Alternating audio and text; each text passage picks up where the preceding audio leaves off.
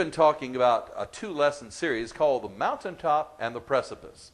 And today I'd like us to talk about the second part of that. Last week we talked about Moses being fortunate enough to stand on Mount Nebo and look over across Jordan into the Promised Land. And why was he able to do that? Because he had the faith to do it. Because he led the children of Israel through the wilderness for 40 years.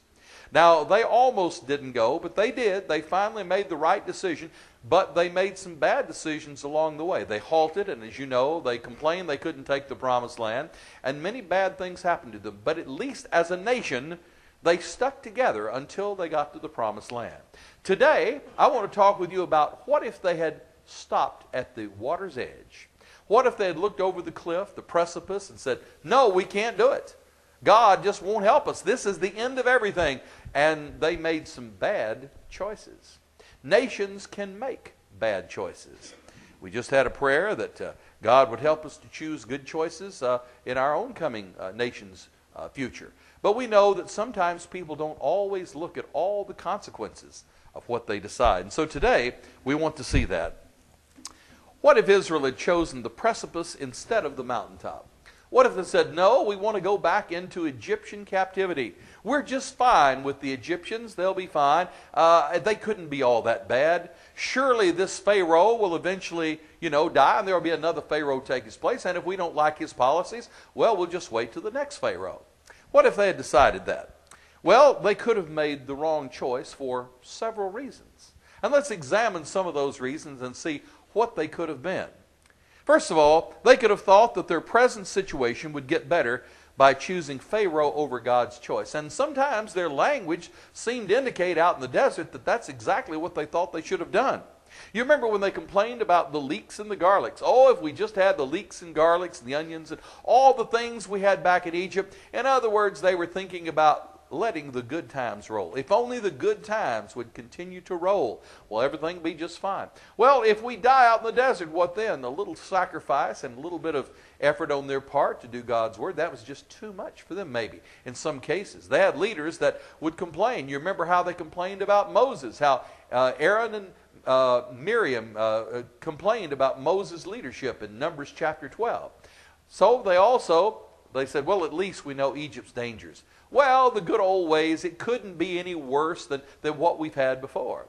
But it could have been a lot worse had they made the wrong choices. They simply weren't prepared for something they had not seen before or gone through before.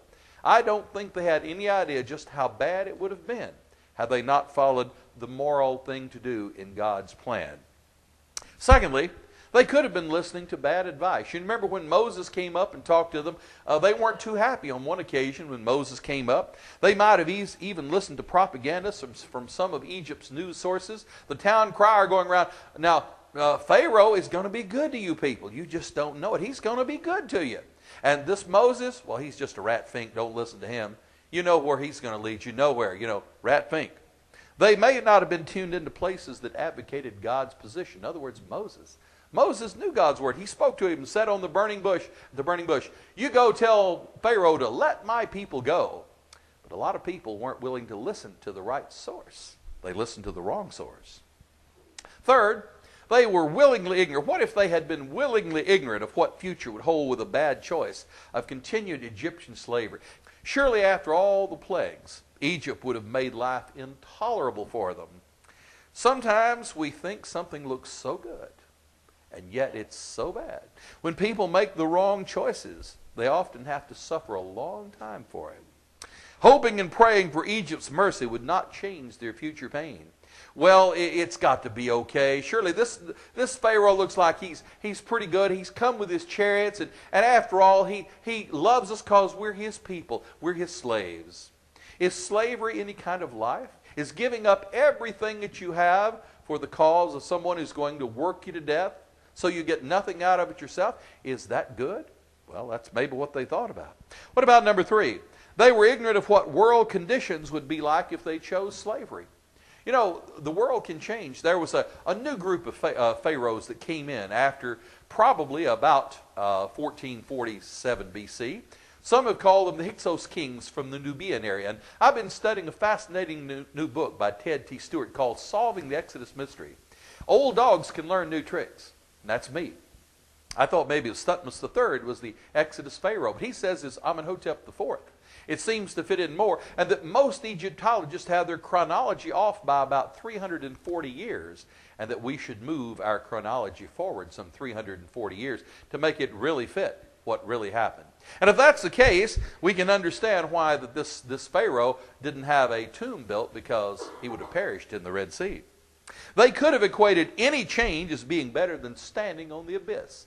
Well, I guess, it's better than looking out here at the uncertainty of the future. And who knows, as Bill said, can we walk across that Red Sea or not? Or will those waves come crashing down on us?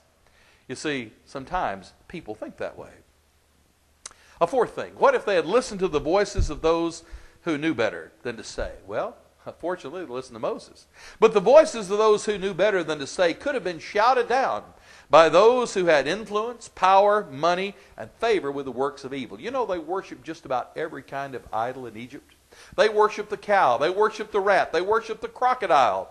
And all these people, these influential people, they were pouring millions of dollars, surely, or in that case, Egyptian money pieces, whatever they were, shekels, whatever they were paying, into the system to make sure that no one understood that there was a possibility outside the life of worshiping idols. Why, surely this has to be right. Surely the god Hecht, the frog god, is a true god. And Apis, the bull god, surely he's a real god. But the propaganda was heavy. The money was spent in such a huge way to make sure that God's voice was silenced. What if they had chosen leaders among themselves that were telling them what they wanted to hear instead of what they needed to hear? And you know, there were times in the wilderness, there were some people that did just that. Dathan, for example, the sons of Korah, they revolted against Moses. On one occasion, God let an earthquake swallow them up. It is so easy, and even today, to listen to people who tell us what we want to hear instead of what we need to hear. My friends, God has a way of punishing nations in history who make choices based on selfishness, greed, arrogance, pride, and lies. Do you recognize any of these countries? You remember, of course, Rome, and you remember Nero, who fiddled while Rome burned, according to the old legend. Well, there were many bad Caesars. Nero, Domitian, Caligula. These people didn't care about Christians. In fact, they hated Christians. And they did everything they could to make life miserable for them. Does anybody remember the Kaiser of World War I of Germany?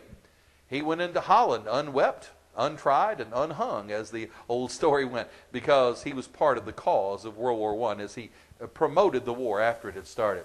Does anybody remember a man named Nikolai Lenin? Surely you do, Nikolai Vladimir Lenin, or vice versa. We remember that for 75 years he imposed a system of totalitarianism upon the Soviet Union that between the ages of 1989 and 1991 disappeared from the face of the earth.